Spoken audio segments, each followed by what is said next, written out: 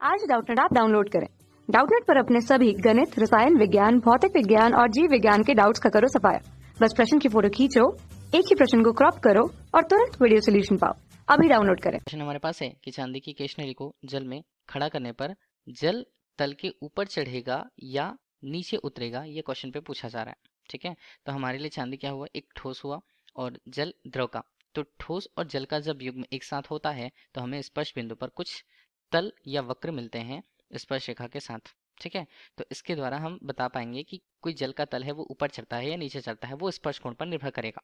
ठीक है, तो ये कंडीशन जो है वो हम पहले बनाए। तो सबसे पहले हमारे पास बना एक पात्र। ठीक है, पात्र है, पात्र में ये जो चांदी है वो डूबी हुई है किसमें, शुद्ध जल में। ठीक है, ये कंडीशन हमें क्वेश्चन पे दी हुई है। बोला है कि चांदी को केशनली में जल में खड़ा करने पर जल का तल जो है वो ऊपर जाता है कि नीचे जाता है, ये पूछा गया। अब इस बीच अगर हम यहाँ पर बात करें स्पर्श बिंदु की, तो स्पर्श बिंदु हमें कुछ इस तरह से मिल रहा है। अब स्पर्श बिंदु जो होता है मतलब चांदी ठोस और जल द्रव के बीच जो बिंदु मिलता है उसे हम स्पर्श बिंदु कहते हैं। और स्पर्श बिंदु का जल की सतह के साथ एक वक्र बनता है जिसे हम कहते हैं स्पर्श रेखा। ठीक है, तो हमें तो वक्र दिख रहा है, एक सीधी रेखा। और ये जो सीधी रेखा होती है वो ठोस और जल के डूबे हुए हिस्से के द्वारा जो संपर्क होता है उन दोनों का, उनके मध्य का के कोण को प्रदर्शित करती है। और उनके मध्य का कोण जो होता है उसे थीटा या स्पर्श कोण के रूप में हम प्रस्तुत करेंगे। दिख कितना रहा है वो हमें लंबवत दिख रहा है 90 अंश के रूप में। और दूसरी तरफ भी देख लें तो हमारे पास थीटा के रूप में इसका मान दिख रहा है 90 अंश।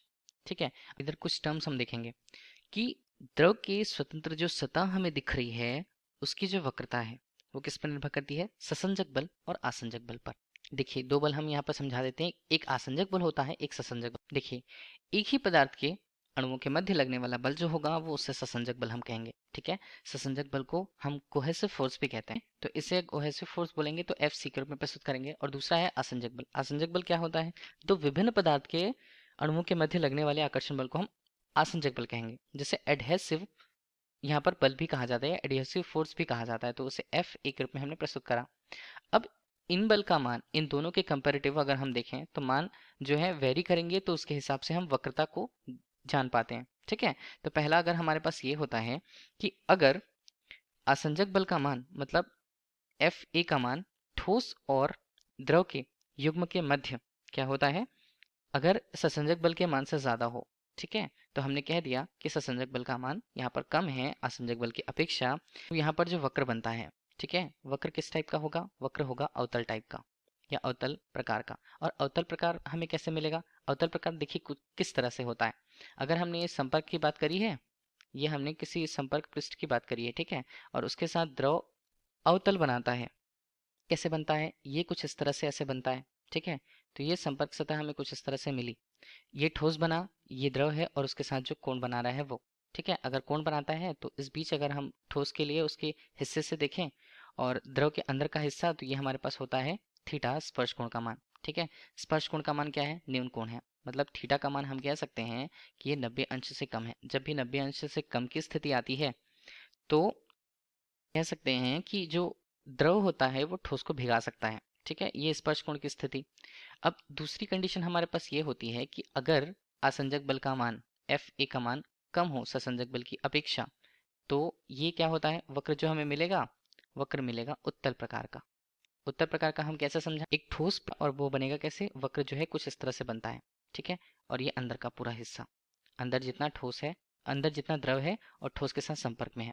ठीक है, इस तरह बना कोण जो होगा हम कहाँ से देखते हैं, हमेशा ठोस के अंदर वाले हिस्से से जो द्रव के साथ संपर्क में होता है वहां से देखते हैं। तो ये पूरा कोण बनेगा, कोण बनेगा तो थीटा डैश के रूप में प्रस्तुत कर रखा। और थीटा डैश का जो हमें मान दिख रहा है वो किसकी अपेक्षा, वो ज्यादा है 90 अंश से, मतलब अधिक कोण है, अधिक कोण का मान है। इसका मतलब है कि वो जो ठोस होता है वो द्रव से भीगता नहीं है। और तीसरी कंडीशन हमारे पास ये बन पाती है कि अगर आसंजक बल और ससंजक बल का मान बराबर हो, मतलब एफ ए का मान यहाँ पर एफ सी के मान से बराबर हो, तो इस बीच हम कह सकते हैं कि ठोस का जो पृष्ठ है वो, ठोस का पृष्ठ अगर हमने कुछ इस तरह से बना दिया और द्रव उस पर डूबा हुआ है तो वो कैसे बनेगा, देखिए वो बनता है कुछ इस तरह से। ठीक है, अब स्पर्श कोण हम देख लें तो कैसे बनेगा, स्पर्श कोण को भी हम देखते हैं तो ये बनता है संपर्क बिंदु से, संपर्क बिंदु से हमने देखा तो कुछ इस तरह से, मतलब ये हमारे पास कितना बन रहा है 90 अंश। ठीक है, तो थीटा का मान यहाँ पर जब भी 90 अंश होगा तो हमें कह सकते हैं, देखिए अगर उत्तल होता है तो वो ऊपर उठता है, जबकि अवतल होता है तो वो नीचे की तरफ जाता है, लेकिन अगर ये समतल हो, ठीक है, समतल हो तो न तो ये ऊपर चढ़ेगा न ही नीचे जाएगा, वो अपनी ही अवस्था पर रहेगा। तो हमारे पास जो क्वेश्चन का आंसर होगा कि चांदी की केशनली को जल में खड़ा करने पर जल का तल जो है न तो ऊपर जाएगा न ही नीचे उतरेगा, क्योंकि संपर्क कोण का मान यहाँ पर 90 अंश है। और इस तरह से हम कह सकते हैं कि चांदी और जल के बीच जो आसंजक बल का मान है वो जल के अणुओं के मध्य ससंजक बल के मान से बराबर है, यह मान का बराबर होगा। Thank you. कक्षा 6वीं से 12वीं से लेकर नीट, IIT, JEE वो एडवांस के लेवल तक 1 करोड़ से ज्यादा छात्रों का भरोसा। आज ही डाउनलोड करें डाउटनेट ऐप या व्हाट्सएप करें अपने सारे डाउट्स 8400 400 400 पर।